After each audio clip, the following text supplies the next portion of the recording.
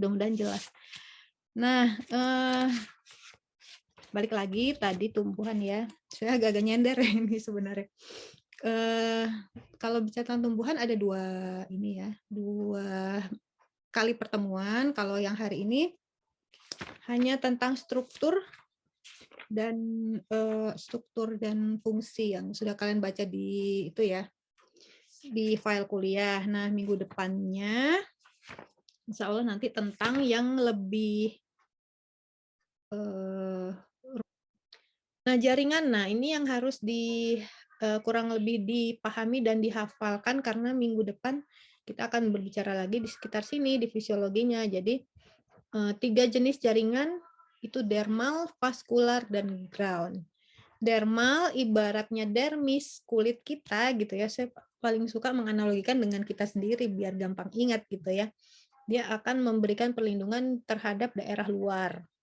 Seperti juga kulit kita ada bagian yang epidermis, bagian kulit lapisan paling luar, dan kutikula. Kutikula paling gampang itu contohnya di kuku dan rambut gitu. Pokoknya dia di bagian luar dari tanaman itu sendiri gitu.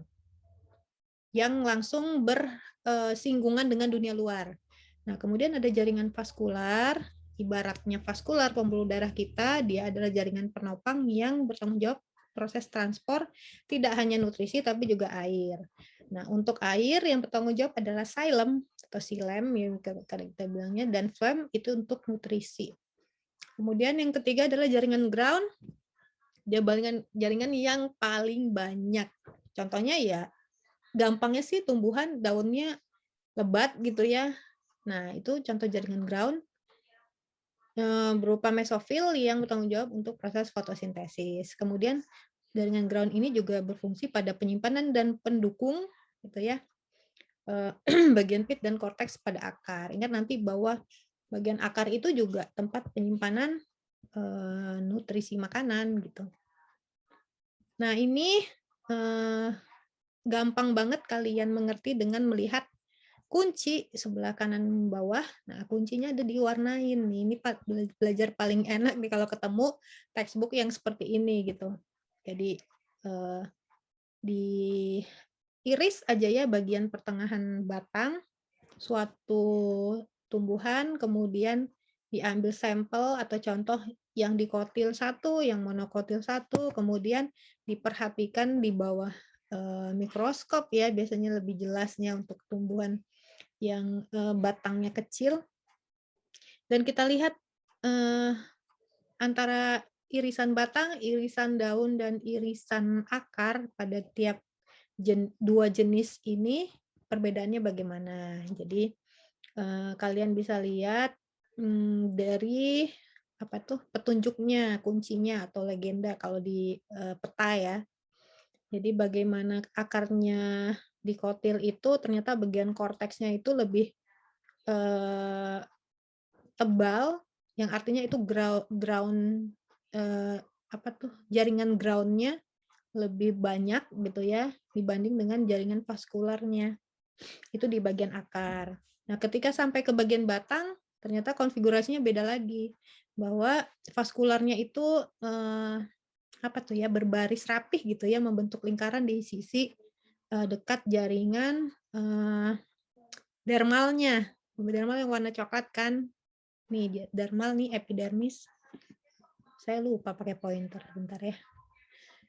Nah, ini epidermis kan dermal. Jadi ini kulit, kemudian jaringan vaskularnya melingkar rapi, dan di tengahnya itu adalah jaringan penyokong atau penunjang tadi yang ground-nya. Kemudian kalau di bagian monokotil, ketika di bagian akar, ternyata bagian vaskularnya itu tersusun di tengah, tapi dia agak lebih lebih besar daripada punyanya dikotil. Kemudian ketika di bagian batang, dia ngacak gitu ya, scattered. Ngacak yang vaskularnya, ngacak di bagian batang. Namanya di sini vascular bundle gitu ya.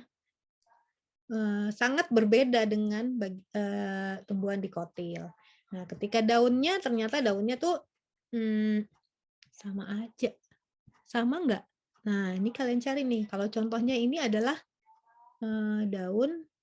daunnya dikotil. Secara umum nggak ada perbedaan. Kalau yang sepemahaman saya, selalu daun itu digambarkan seperti ini, bahwa ada jaringan kutikula.